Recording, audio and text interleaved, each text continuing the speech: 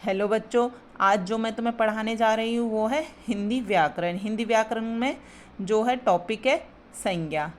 ठीक है, संज्ञा किसे कहते हैं, संज्ञा की परिभाषा क्या है, चलो देखते हैं।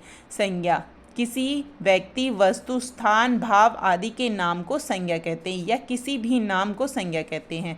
मतलब संज्ञा कुछ जो हमारे आमने सामने कुछ भी दिखाई दे रहा हो वो सब क्या है, संज्ञा। चाहे सोफा हो, टीवी हो, कोई लड़का हो, कोई जगह का नाम हो, वो सब क्या है, संज्ञा है। संज्ञा के कुछ उदाहरण देखते हैं। व्यक्ति राम, रहीम, गाय, बालक, हाथी आदि। वस्तु कोई भी वस्तु हो सकती है, जैसे मेज, कुर्सी, टीवी, जहाज, किताब आदि। स्थान, स्थान में देखो दिल्ली, आगरा, मुंबई। नगर किसी का भी नगर हो सकता है, अपना नगर, राज्य, देश, कुछ भी हो। ठीक है, स्थान आदि क्या है, संज्ञा। भाव, भाव में क्या है, मिठास, बुढ़ापा, सच्चाई, जवानी आदि। ठीक है, संज्ञा के भेद देखते हैं। संज्ञा के कितने भेद होते हैं, 5 भेद होते हैं। नंबर 1 व्यक्तिवाचक संज्ञा, नंबर 2 जातिवाचक संज्ञा, नंबर 3 भाववाचक संज्ञा, नंबर 4 समूहवाचक संज्ञा, नंबर 5 द्रव्यवाचक संज्ञा। नंबर 1 देखते हैं व्यक्तिवाचक संज्ञा। व्यक्तिवाचक संज्ञा किसे कहते हैं, ठीक है, जिस संज्ञा से किसी विशेष व्यक्ति, वस्तु, स्थान आदि का बोध हो या पता चले उसे क्या व्यक्तिवाचक संज्ञा कहते हैं। उदाहरण कबीर, श्याम, पूर्व, होली, गंगा नदी, हिमालय पर्वत, अमेरिका, ताजमहल। ये सब क्या है, व्यक्तिवाचक संज्ञा। अगर देखो जैसे इसमें है, अगर हम नदी की बात करेंगे, नदी बोली जाएगी तो वो फिर चेंज हो जाएगी, वो किस में, जातिवाचक संज्ञा में आ जाएगी। अगर नाम है, गंगा नदी है, एक प्रॉपर नाम दे दिया ना इसका, तो इसलिए क्या है, गंगा नदी नाम है, इसलिए ये व्यक्तिवाचक संज्ञा है। अगर खाली नदी बोलते तो जातिवाचक में आ जाता है। ठीक है, ऐसे ही हिमालय पर्वत। पर्वत कौन सा पर्वत है, हिमालय पर्वत की बात की गई है, कोई स्पेशल नाम है, कोई विशेष नाम दिया गया है हिमालय। अगर कोई खाली पर्वत होता तो वो किस में आ जाता, जातिवाचक में, कि कोई सा भी पर्वत हो सकता है, इसलिए वो जातिवाचक में आ जाएगा। पर इसमें क्या है, हिमालय नाम दिया है, ठीक है, इसलिए ये व्यक्तिवाचक संज्ञा में आ जाएगा। अमेरिका, ताजमहल आदि। ठीक है, नंबर 2 देखते हैं जातिवाचक संज्ञा। जिस संज्ञा से किसी जाति का बोध हो उसे जातिवाचक संज्ञा कहते हैं। मतलब जाति का बोध करा रहा कोई, उसे हम जातिवाचक संज्ञा कहते हैं। जैसे लड़का, लड़का कहने पर इसके अंदर राम भी आएगा और मोहन, श्याम भी आते हैं। अतः किसी व्यक्ति अथवा वस्तु की समस्त जाति का बोध होता है। जैसे क्या, लड़का है, लड़का में कोई भी हो सकता है, राम भी नाम हो सकता है, श्याम भी होता है, रामू भी हो जाएगा, कोई भी लड़का हो तो वो सब क्या, लड़का, लड़का आ गया तो वो क्या है, जातिवाचक में आ जाएगा, क्योंकि कोई नाम प्रॉपर नाम नहीं है ना उनका, कौन सा है, राम की बात कर रहे हैं हम, श्याम की, पूरे जाति की बात कर रहे हैं हम, लड़का जाति की बात कर रहे हैं। ठीक है, इसलिए ये क्या है, जातिवाचक में। उदाहरण देखते हैं, लड़का, अभी कोई भी लड़का हो सकता है, इसलिए क्या है, जाति है एक तरह से। लड़की, गाय, गाय का कोई नाम तो है नहीं प्रॉपर, कोई भी गाय हो सकती है। ठीक, गाय, इसलिए क्या है, ये जाति है गाय की, गाय, इसलिए ये जातिवाचक में आ रहा।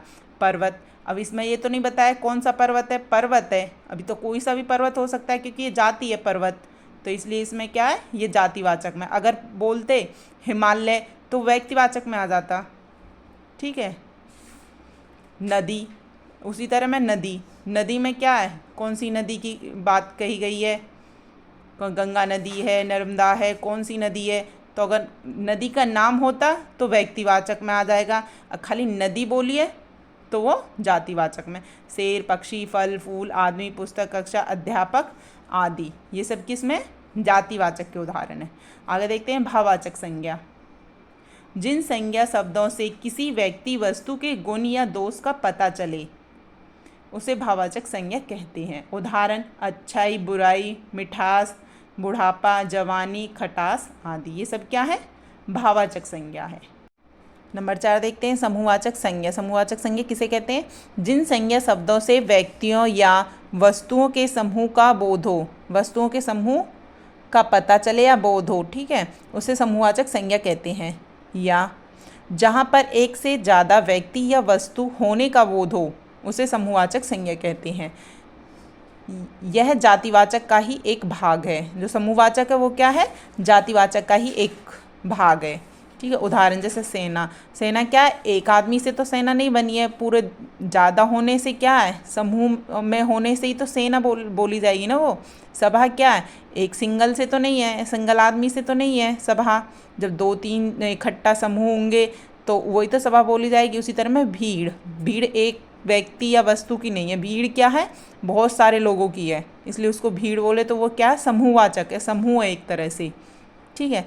अगला देखते हैं 5, द्रव्यवाचक संज्ञा। द्रव्यवाचक संज्ञा जिन संज्ञा शब्दों से किसी द्रव्य, पदार्थ, धातु आदि का बोध होता है उन्हें द्रव्यवाचक संज्ञा कहते हैं। उदाहरण जैसे सोना, चांदी, घी, तेल, कोयला, लोहा आदि, इनको क्या हम या नाप तोल सकते हैं, इनको हम, वो क्या है, द्रव्यवाचक संज्ञा कहलाती है।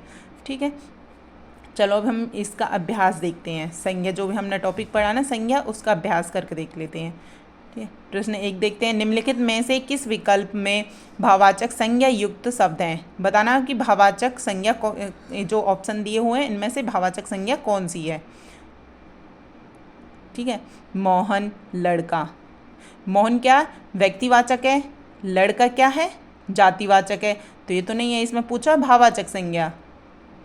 गंगा, गंगा भी व्यक्तिवाचक है। जयपुर, जयपुर भी व्यक्तिवाचक है।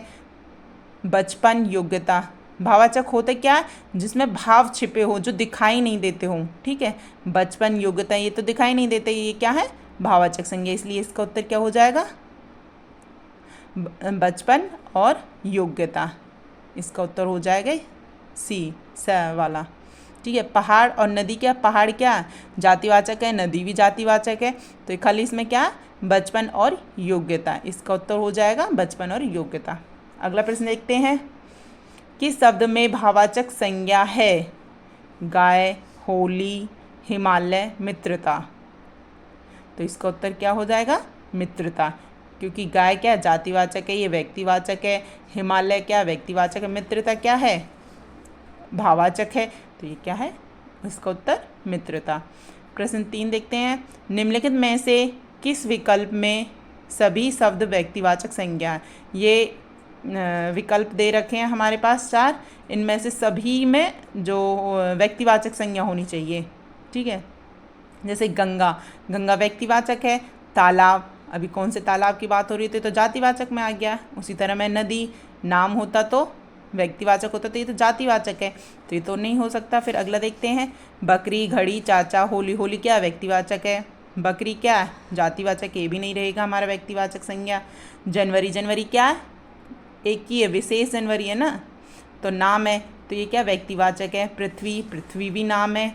चांदनी चौक एक जगह है, तो वो भी क्या है, नाम है जगह का।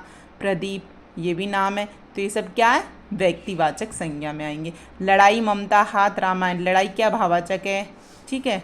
ये तो फिर होएगा ही नहीं व्यक्तिवाचक, इसका आंसर क्या है, स। जनवरी, पृथ्वी, चांदनी चौक और प्रदीप, ये इसका उत्तर है।